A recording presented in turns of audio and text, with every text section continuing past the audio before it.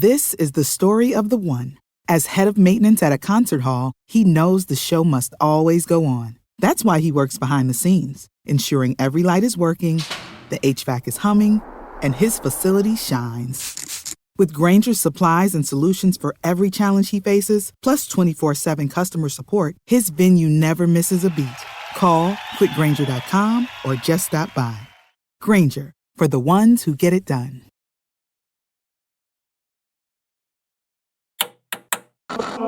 With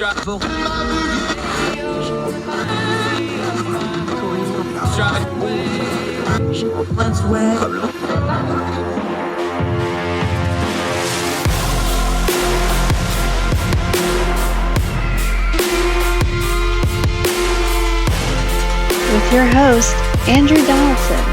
This is Heard Tell.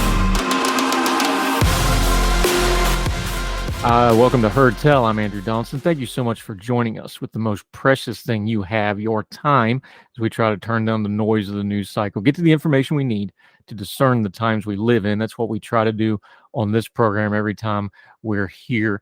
You've probably heard tell by now the news that Queen Elizabeth II has died, 96 years old, 70 years on the throne. A remarkable piece of history has passed on, besides the fact that she was also a mother, a grandmother, great-grandmother, and all those other things that the human being inside the marbleized view of her being the Queen of England. It's a remarkable when you look at the stats, where there was a picture that went off online about her meeting the first U.S. president she met as Queen, Harry Truman. Our current president, the last president she met with, Joe Biden, was only 9 years old at the time. She has been Queen of England through almost 30% of American history, through many, many presidents, through 15 different prime ministers in her own country, including meeting with the newest prime minister, Liz Truss, just a couple days ago, in what would turn out to be the final public photos of her long and illustrious life. An amazing career, an amazing piece of living history that has passed on. A little later in the program, we're going to talk about something that our friend Ben Harris said back during our 4th of July episode. Ben Harris, of course, works in the halls of Parliament, and he was talking about how for the British people, and we were discussing the World War II generation, that would be the real passing when the Queen would pass away, and that would be the generation break for them, kind of seen as the last of that generation for them over there. And it really does kind of feel that way. No disrespect to the new king, Charles III, he's going to be stylizing himself, but it just ain't going to be the same. It's an amazing thing of consistency, how she was on the throne for 70 years, one of the longest reigns of any monarch ever, and how much history has changed since then. But it's also remarkable, we think, at times like this, to reflect on things like death, like life, like how the world works. There's a phrase in literature about how things happen gradually, then suddenly. It's never more true than with history. History has a tendency to gradually get real sudden on you. We've all, most of us that have lived a little bit, just kind of got used to the Queen of England being there. Now, we all knew in the back of our minds she was not immortal. At some point, this day would come. But something that's that consistent for a long time, when it is suddenly taken away, it seems sudden, no matter how gradual it may have been, like her declining health over the years, which she handled with a great deal of dignity, and you would expect nothing else from her long life. Now, there's a nasty part of social media that comes out on things like this, because there's the old axiom about, well, don't speak ill of the dead. I don't hold to that. Some of the dead need ill spoken about them. But you can usually wait until the body grows cold, and you can usually wait for the mourning period to end, and you don't have to jump on Twitter right off the bat and pile on to whatever issues they were. The Queen's reign was not scandal-free. We know the private lives of the royals are something of a mess, especially the new King Charles when you get into Diana stuff and some other things. We know about the accusations against Andrew and those sorts of things. So there's no such thing as perfect. And we can hash those out some other times. The Queen Elizabeth also reigned over a great period of change through the 50s, 60s, 70s, 80s, all the way up through today. And there's probably some criticism to level there as well. But you can wait until the body gets cold, and you don't get Twitter points or Facebook points for jumping on first and piling on. It's not really about the passing of history or what's going on. It's just a way of people to feel way more righteous than they otherwise would be and to get themselves some attention. It doesn't really say anything about the Queen of England or whoever the famous person passed. It does say a little something about you, though. that you think when somebody dies, the first thing you can do is figure out a way to elevate your own viewpoints and get people to give you either outrage feedback, which some people really seem to enjoy, or get seal claps from your in group. That's not very healthy. I would remind you all, as somebody who's been as close to death as you can get in this life without actually committing all the way to it, that we should all be very humble about death, whether you're the Queen of England or somebody who's unknown by the rest of humanity. It's coming for us all. Everybody's going to get their turn at death. So you might be a little more humble in how you deal with it because it's inevitable. It's going to be gradual. Life's long for most folks if you're lucky, but it will be sudden. And I bet if you could ask the Queen of England in her last moments, those 96 years went by in a flash. Almost every elderly person you talk to will tell you the same thing. My goodness, it went by so fast. Maybe we should take some more time in the moment to slow it down a little and appreciate what we do have while we're able to enjoy it. Because it is going to go fast. And then it's going to be over. And it'll be somebody else online talking about you when you're no longer here. Give them good things to say. Leave a nice clean timeline for them to view. And more importantly, don't worry about the noise on the internet or in the news media. Make sure you're like the Queen was in her last hours, surrounded by family and friends and loved ones.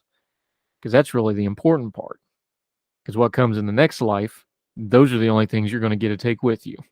Not titles, not crowns, and not your social media posts. More Heard Tell right after this.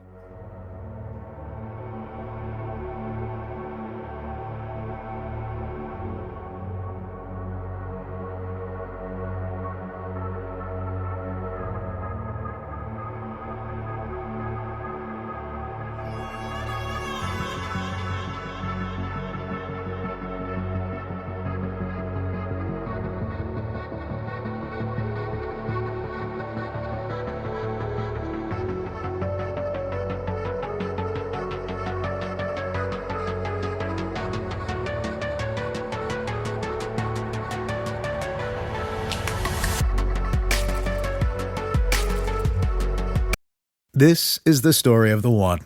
As a maintenance engineer, he hears things differently. To the untrained ear, everything on his shop floor might sound fine, but he can hear gears grinding or a belt slipping. So he steps in to fix the problem at hand before it gets out of hand. And he knows Grainger's got the right product he needs to get the job done, which is music to his ears. Call, click Grainger.com, or just stop by. Grainger, for the ones who get it done.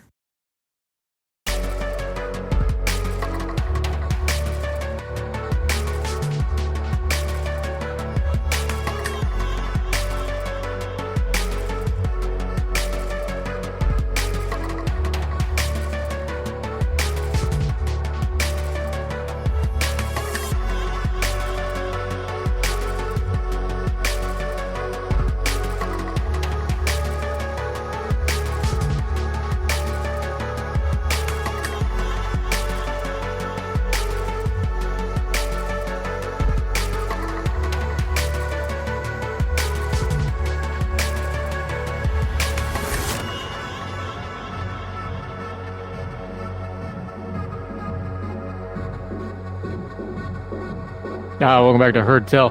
This is going to be a little touchy, but we're going to work through it because this man is so smart. He's going to explain it so even I understand. Talk a little First Amendment today. That's something we talk about frequently on our show. Adam Steinbaugh from Fire is with us. Sir, thank you so much for the time. Really appreciate you joining us today. Happy to be here. Let's start big picture before we get into the specifics of this case, because here's something we talk about on our show a lot. Things don't happen in a vacuum. They happen in a sequence.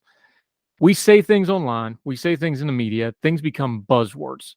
But when you go to do legislation, when you go to do a lawsuit, when you're talking about the law, you have to write these things down in black and white.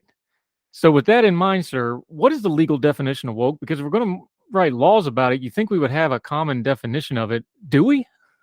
No, woke is a term that escapes definition. It means different things to different people, and its definition can almost change with the tone of your voice.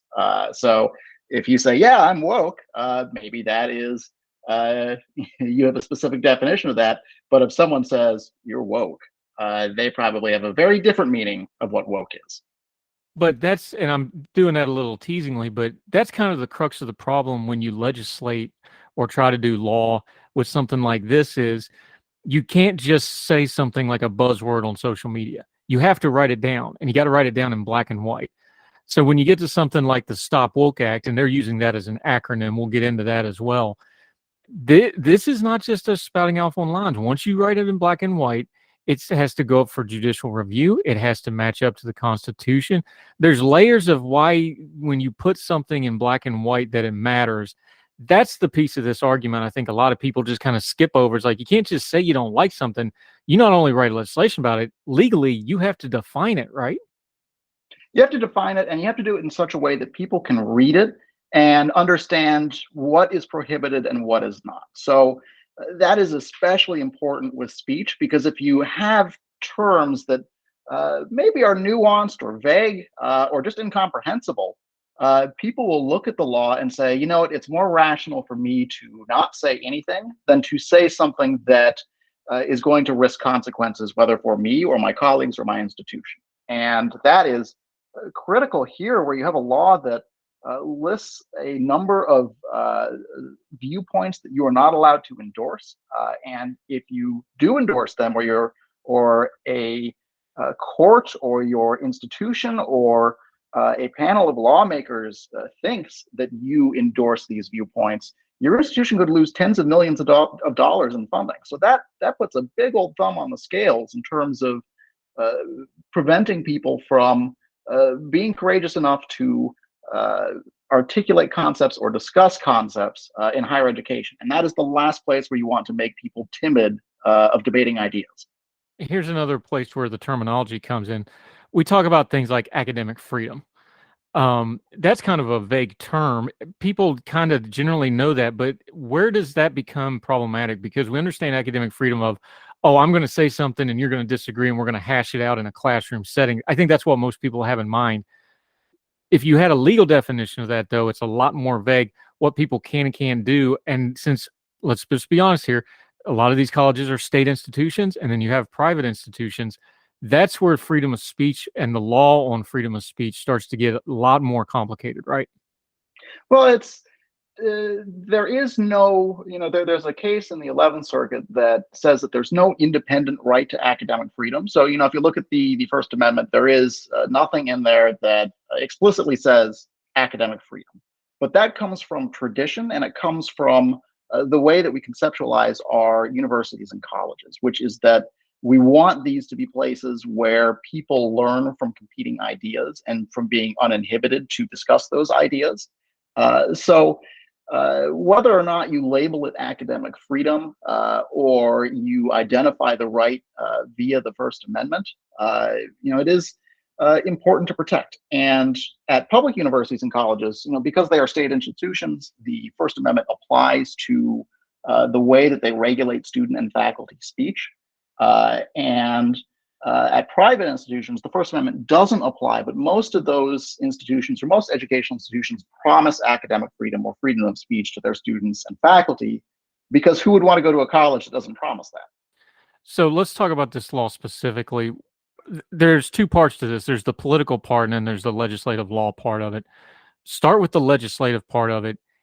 The accusation against it, and we're going to post to link directly to the legislation. Please read it for yourself, like we always say on our program. Read this thing for yourself. The accusation is there's a lot of vague language and that it's not specific, and that the things it is specific on are things that legally are going to be problematic. Is that a good Reader's Digest version of the problems here?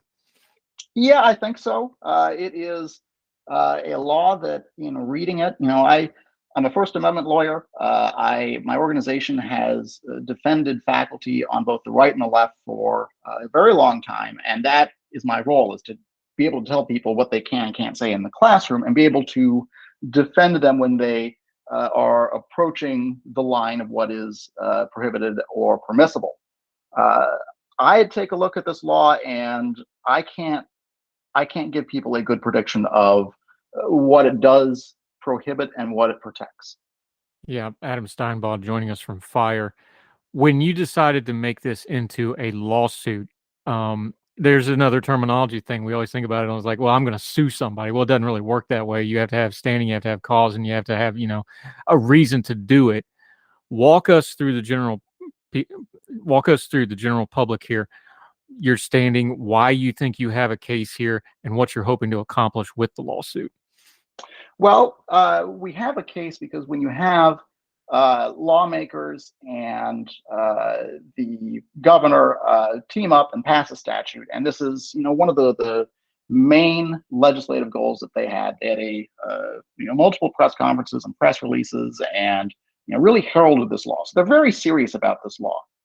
And when you have that dynamic, and when you have a law that affects speech, and that purports to regulate speech, that can have a chilling effect. And if you are a faculty member, as here, a faculty member who teaches history and who teaches about issues of race and history, and you have to put together a syllabus, or you are marching into class to debate these things or discuss these things with students or lecture on these subjects.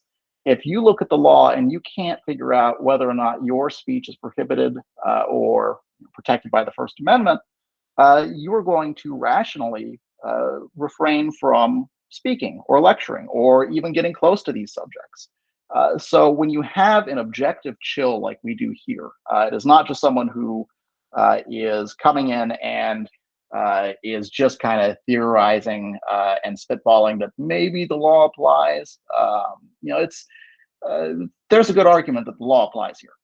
And for that, you can go to a court and you can say, look, I can come before the court even though I haven't been prosecuted or suspended or terminated or otherwise punished under the law. I can come to the court before that happens in order to get clarification about what the law does protect or what it does prohibit and whether or not it's constitutional, because we want to protect the ability of people to be able to speak without being punished for it. So normally when you have a violation of constitutional rights, you have to wait for the enforcement of the law against you. But the First Amendment is different in that we want people to be able to come to a court and to get clarification about that so that everyone can speak. Yeah, now that's the legal side of this. There's a political and a public side to these things, obviously, because, let's be honest, you had to write a press release about why you're doing a lawsuit. It's just part of the business, right? When you're discussing that piece of it, before we even get into the particulars of it, what is it about these types of things when you have a politically charged thing? You mentioned it. You're a First Amendment lawyer. You defend people on the right and the left and whatever else. Why does the First Amendment have to be a double-edged sword that goes both ways? It has to be something that also offends you, not just that it also gives you a right to speak out publicly. Just walk people through why it's so important, not to just go after it's like, well, I want to protect what is meaningful to me, because that may not be the same for somebody else. And that gets to the heart of what a right is, doesn't it? Yeah, the First Amendment is or it's supposed to be a viewpoint and content neutral right. So the limitations that you impose on speech are limitations that are going, if those limitations are permissible, if those limitations are constitutionally viable, they're going to be applied to your enemies as well as your allies. So if deep offense to a particular idea or particular speech is sufficient to remove speech from the protection of the First Amendment, that's a broad range of power, and it's going to be abused by people who hold power, because the First Amendment is, at its core, a counter-majoritarian right. It is the defense for people who are on the losing side of popularity. So it is what protects unpopular speech. And that is not, some speech is going to be popular in some parts of the country and unpopular in others. And if a state can take a list of ideas that they have determined are extremely offensive and just plumb wrong, and they say if you endorse these ideas, that is de facto discrimination, that's a tool that you could see a blue state legislature picking up on the other end and saying, if you criticize these ideas or if you endorse criticism of these ideas, that is discrimination. And now what you say will, if you're a professor or a student in a given state, Uh, Whether or not what you say is discriminatory will depend on which state you're in, and that's not how the First Amendment should work. No. Adam Steinbaugh joined us from Fire. We're talking about the Stop Woke Act. That woke there is an acronym down in Florida. We're going to continue to talk about this. We're going to get into a couple of points he points out specifically in this bill. There's already been some legal things going on with it. We'll discuss that and some more about the First Amendment and some nomenclature that you see all over your social media. We're going to ask him about it, see whether it holds up to snuff or not. Adam Steinbaugh continues to join us on Heard Tell right after this.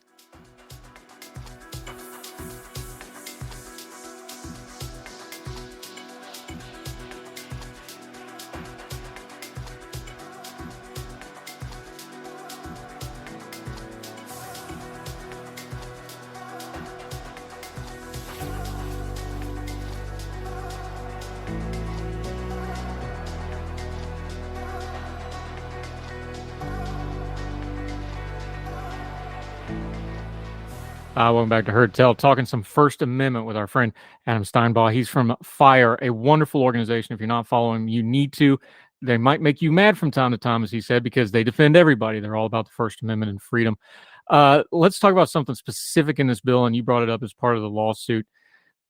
There's vague language in here, but there's also some really specific language that is problematic. When you dig down into it, you pointed out that there's prohibits instructions on 8 specific concepts: race, color, national origin, sex, that run counter to the government officials' notion of, and in air quotes here, freedom. How much of this is a nomenclature problem and how much of this is a constitutional issue? Because again, here we go. We got terminology like, freedom, race, color. These are things that are all over every Supreme Court case we read. Why are they problematic in this bill when they are in this specific sequence for this specific reason? It's because it's regulating speech, and it's saying that these are the concepts, or these are the ideas, or these are the conclusions that you are not allowed to endorse. And under the First Amendment, there is no such thing as a false idea. It gets a little bit trickier when it comes to the hard sciences, because people can come to more objective definitions in the hard sciences. But when you're talking about the so-called soft sciences or the social sciences, or matters of race and just the social makeup of our country, these are charged and difficult issues, and those you can only win out, or you can only resolve or try to resolve through debate. It is not something that a legislature can dictate by fiat as, here's the winner in the marketplace of ideas. So that is not a power that a legislature should have, and it is important that we defend that or contest that at every turn. Now, your lawsuit is not the only lawsuit on this topic. There's other legal action going. In fact, there's already been part of the provisions blocked by a judge. But your lawsuit is very specific. You are narrowing it down to the higher education portion of this. You're also not going into the race and gender stuff. Why did you limit it to higher education? And you already somewhat touched on the topic of this, but what is it about the opinion of higher education faculties? This has really been the front side of First Amendment speech, because we're hearing about all this stuff, academic freedom in the classroom. We see all the viral videos of people arguing with professors and protesters in classrooms and outside speakers. This is something that's really in the forefront of a lot of the cultural edge of our politics right now. Why did you narrow it in this lawsuit to focus specifically on the higher education? Well, Fire has been in the higher education freedom business for about a quarter century now. So a little bit of it is just that is what we are used to defending. But I think more importantly is that there is a distinction between higher education and K through 12.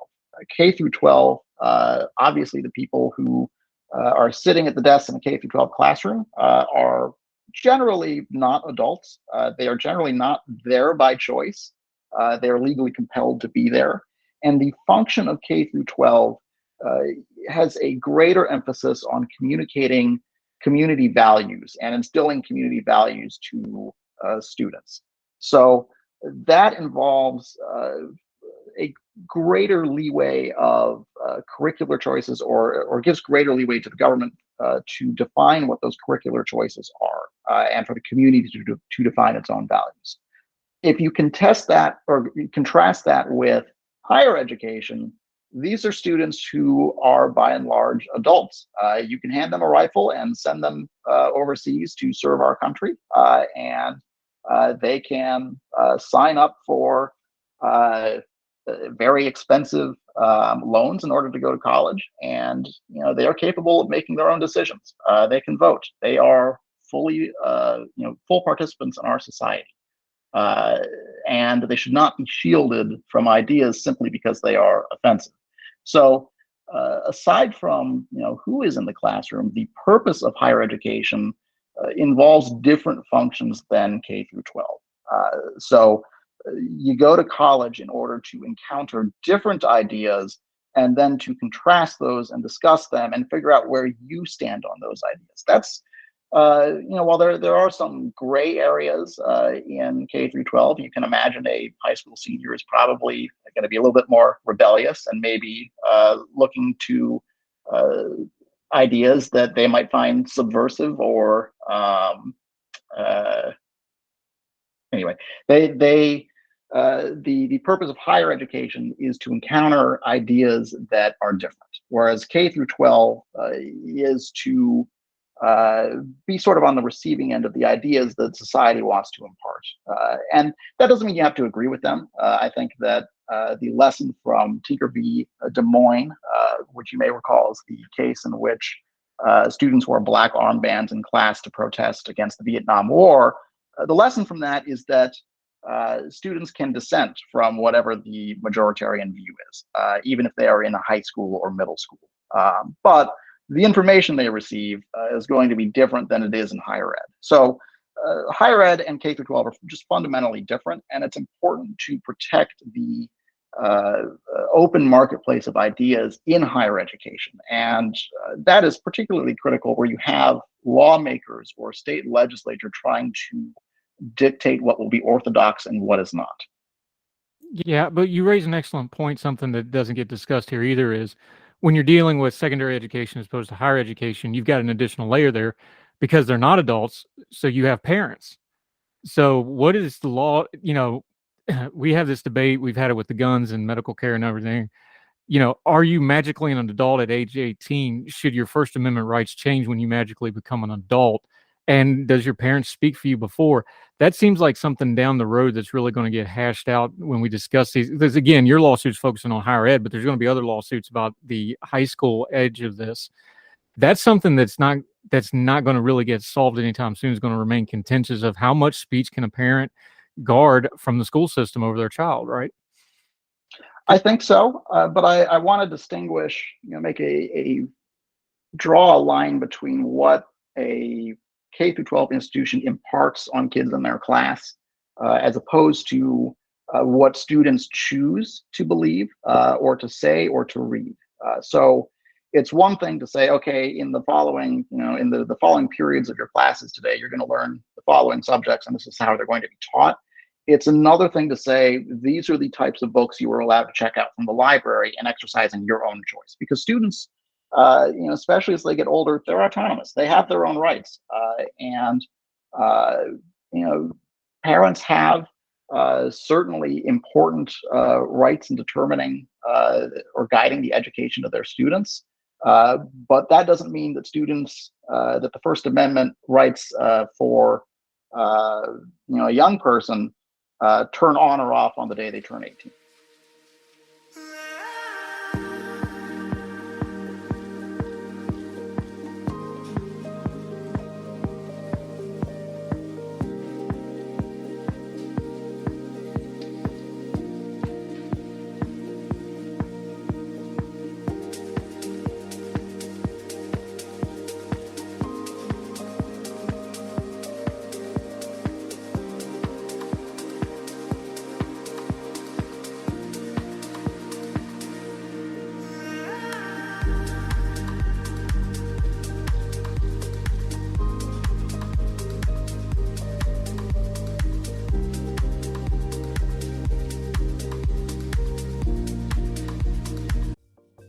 Folks, if you've listened to the Heard Tell program, you've heard our friend Gabriella Hoffman, but you need to make sure you're checking out her podcast, District of Conservation. It's a podcast exploring the nuances of true conservation efforts from DC and beyond. From topic discussions to exclusive interviews with conservation and energy newsmakers, Gabriella keeps listeners appraised of the latest news stories while elevating important voices. Listen to District of Conservation on Apple Podcasts or wherever podcasts are played.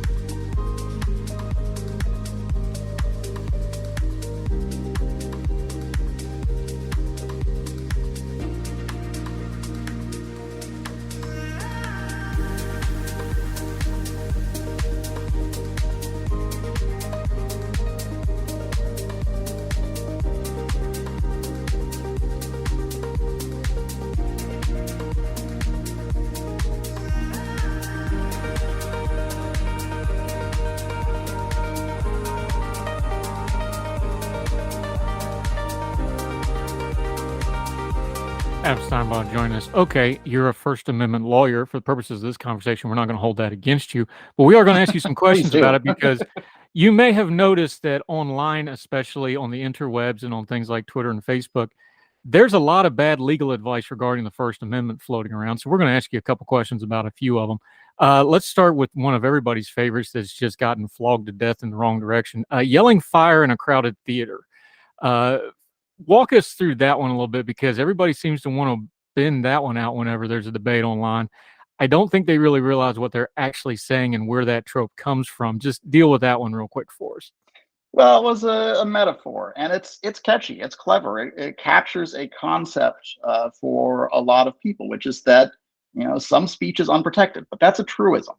And I think that what people tend to deploy it as is as a sort of an escape hatch to say, you can't shout fire in a crowded theater, so therefore whatever speech I dislike is also unprotected. And that's not how the First Amendment works, and it is not helpful because that truism doesn't give you an argument. It doesn't explain why the speech that you think is unprotected or should be unprotected should be unprotected. So if someone is saying, well, you can't shout fire in a crowded theater, like that's true, but it doesn't tell you anything. And it is almost always being deployed as a means of trying to argue that there should be less free speech. And it's almost always wrong. It's funny you phrase it that way, because one of the things talking about the lawsuit previously that was mentioned in the press release y'all sent was like, you can't censor yourself to free speech. That seems like such a simple line, and yet you could usually do this for a lot of government regulation, frankly, not just, you can't self-censor free speech to more free speech. It's never going to work that way, is it? No, I think that the First Amendment leaves choices about what to say and how to say it to the speaker. And a lot of what is contested about the First Amendment or what the First Amendment serves is about leaving decisions about what speech is appropriate to the listener and to the speaker. So if you are sitting down at Thanksgiving dinner and you disagree with your relatives about whatever the latest political hoopla is, you might self-censor in order to have a good discussion about family goings-ons at dinner. It's sort of a truism that you're not going to self-censor your way to more free speech. But it's also true, I think, that the government is not going to be able to credibly decide what speech is appropriate and what speech is not appropriate in order to try to come up with a more free speech environment. Here's a good one. We've heard this one a bunch over the year. Speech cannot cause harm by itself. Well, that's kind of one of those that, well, it depends on the definition of is there, but speech cannot cause harm by itself. That's one we keep hearing over and over again. I think it depends on what you mean by harm. Speech is powerful. It can hurt you. It can really make people mad. And we use freedom of speech as a means to avoid violence. It is a way for society to resolve problems without just resorting to violence. We talk through problems, and that means that some speech is going to hurt. It is going to cause some form of harm, but it is unlikely that the type of harm, because harm is a sort of a subjective and vague word. We don't want to limit speech just because it causes harm, because that harm might not be tangible. It might not be something that we can objectively identify. And if you can't objectively identify tangible harm, you try to regulate speech on that basis, that gives government and the authorities a lot of leeway to punish speech, which they will inevitably abuse. So you're saying sticks and stones may break my bones, but names can never hurt me is not sound legal advice when it comes to the First Amendment? I generally don't get my legal advice from anything that rhymes. That's a good rule of thumb to have. Continuing to talk to Adam Steinbaugh, our friend.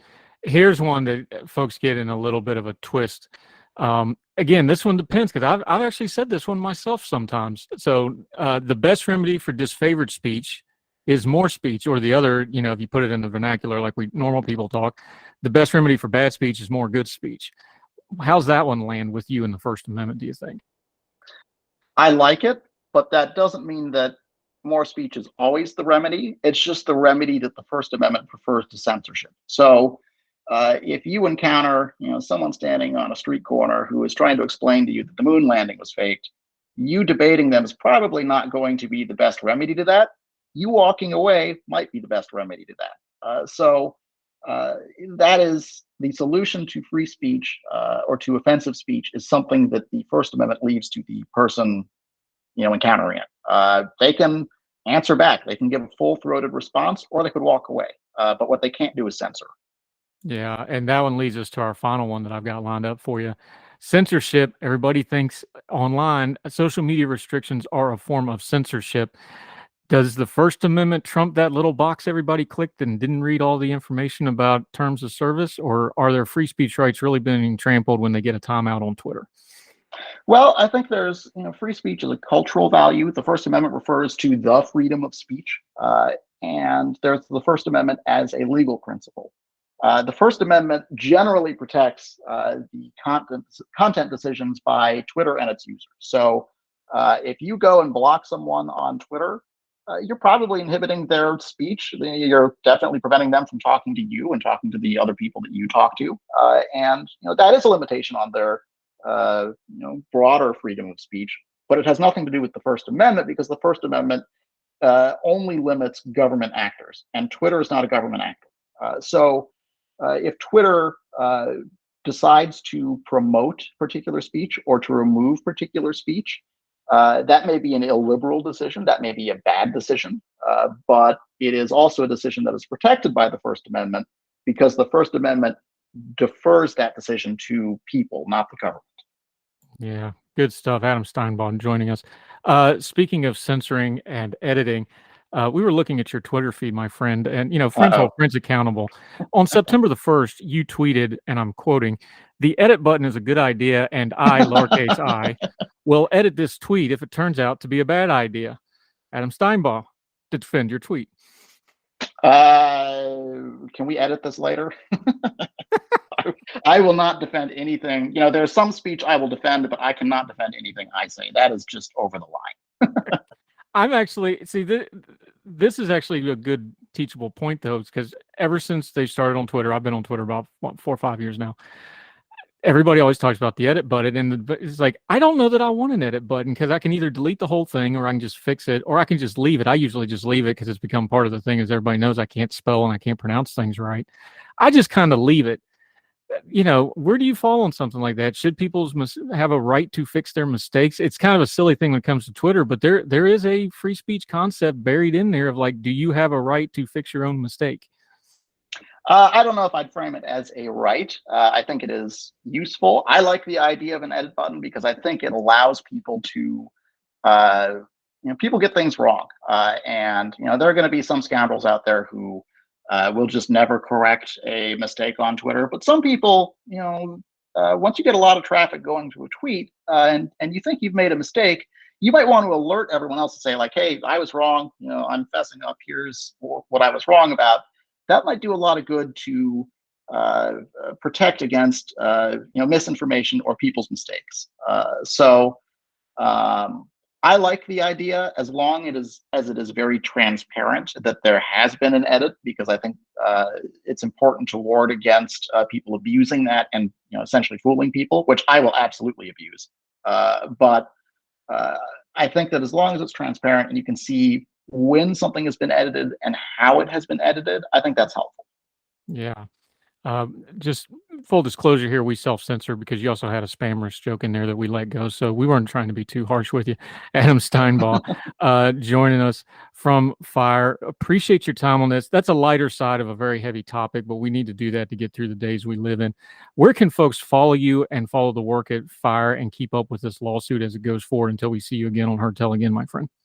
Well, you can check out our website, thefire.org, thefire.org. And you could also follow us on Twitter. Our Twitter handle is thefire.org.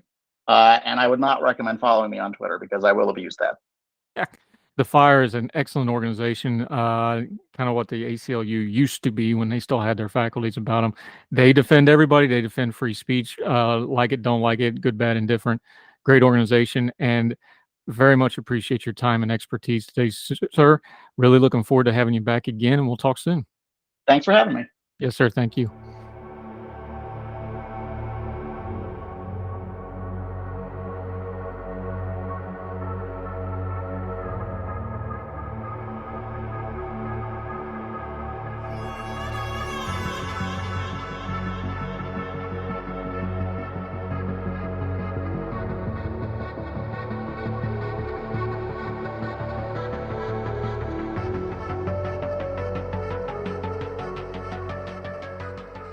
Welcome back to Heard Tell. With us watching the news of the Queen and then the news later in the day that she had passed away, it brought to remembrance something we talked about back a couple months ago, our 4th of July special that we do. It's become a bit of a tradition the last 2 years. We talked to our friend Ben Harris over in the UK. We always thought it'd be fun on the 4th of July to talk to one of our friends over there, talk a little American independence and the status of the special relationship. He brought up a point about the Queen and about what was then something he said he'd hope was far in the future, her inevitable death, and how our view of the World War II generation was a little different. Over there, he thought that when she died, that would be the real breaking point of the end of that generation for them. Now that it is, thought we'd revisit that conversation. This is from our 4th of July special. Our good friend Ben Harris, who joins us frequently on the program from over there. Enjoy this clip.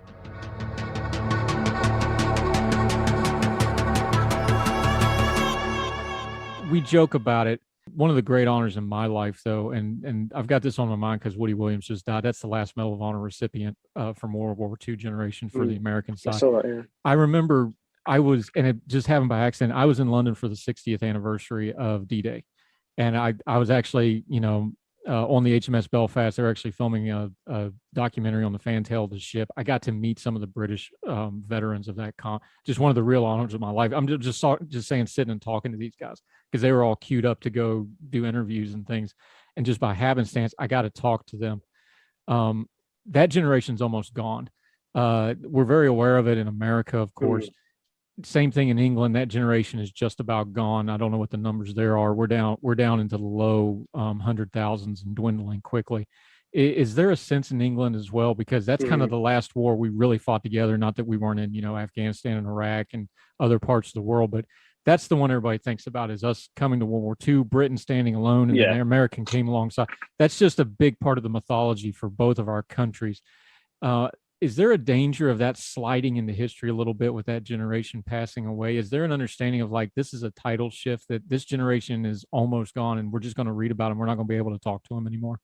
I don't think the special relationship, or whatever you want to call the US-UK relationship, will change much in relation to that. But one thing I do feel, the one thing that will be the big change is, and hopefully it's not for a few years yet, is when the Queen dies, because that will be, she is seen as sort of the last remaining she actually did serve in World War II to an extent as a mechanic, I think, as a volunteer mechanic. So, and she is seen as sort of the last remaining holdover from that time. So I think when she does go, that will be that being, and more than anything else, a big thing, because it will signal a sort of change of the guard. And like you said, it's the numbers are quickly dwindling. It's I think to have served in World War II now, you have to be close to 100 at least now. I mean, you're getting to that point now. So it's unfortunately that's a bit of history we're losing. But I think it's the World War II, because it's seen as the last good war, that is still in people's minds. And I think even people who don't even have any family they spoke to who served in the war, so people who don't even have grandparents who were old enough to have served in it, I do think that it still is very much alive today, because we do learn about it a lot in school, and it is driven to us a lot. Winston Churchill and sort of the mythology around Britain in World War II is a big thing here still. So I don't think that we will lose that talking point. I think that'll always be there, because I know you guys also have a similar. You see World War II as the last good war as well, and it's Korea is forgotten, Vietnam is sort of seen as the bad war, and it's very similar over here in terms of how you see the war, World War II. So I don't think we're going to lose much in terms of how we communicate with each other. But of course, the experiences that the first-hand experiences that we lose will be impossible to value. Yeah, it's interesting because just in my lifetime, I'm not that old. I just turned 42. When I was a kid, if you saw any elderly man, you basically assumed they were a World War II vet. That's how, you just assumed it. And now they're almost all gone just in the last 30, 40 years. It's just the way time works. It's a really fascinating thing. Ben Harris, our good friend over in England, we're going to keep talking to him about England, about America, the special relationship, a little politics too, just because he runs amongst the halls of Parliament. So he's got all the good scuttlebutt. We'll touch in on that. We'll continue with our friend Ben Harris, this Independence Day edition of Heard Tell right after.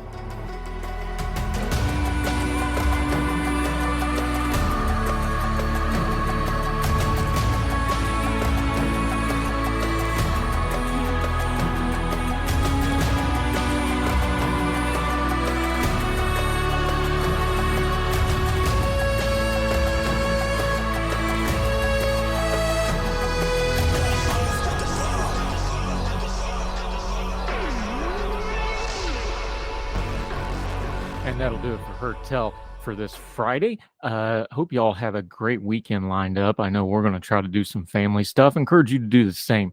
Part of turning down the noise of the news cycle is to get away from it every now and then, get that perspective back. Do that with your family. Get outside and enjoy some of this fall weather we're having. Do what we're going to do. Take in a high school football game. Get some of the good stuff in life going in your own lives. It's important. That helps keep perspective when we have to dig into the topics of the day, like the really heavy stuff in politics, the sticky stuff in culture, and the things that we have to work through to try to discern our times a little bit better. We would love to hear from you. We've done whole segments and even whole shows just based off of your feedback, things you wanted covered. Sometimes you bring up a story and say, why isn't this being covered? And we covered it at Heard Tell Show on the Gmail, Heard Tell Show on the Twitter. Either one, we'd love to hear from you. Be nice, keep your bearing. We would love to hear from you. Also, wherever you're watching or listening to this program, the YouTube channel, any of the podcasting platforms, if you can leave a comment and a rating, that would be great. You want to do us a real good solid, you can share us on your social media. We don't advertise outside of our own social media platforms, so that would be a great help to us. Let people know our little programs worth checking out. So until we see you again on Monday, or you listen to the Twice on Sunday program, or any of the best of Heard Tells, or any of the various ways we try to bring our version of turning down the noise of the news cycle to you, we hope you and yours are well. We hope you're well fed. We'll talk to you again real soon on Heard Tell. All the music on Heard Tell is provided under a Creative Content license from monstercat.com.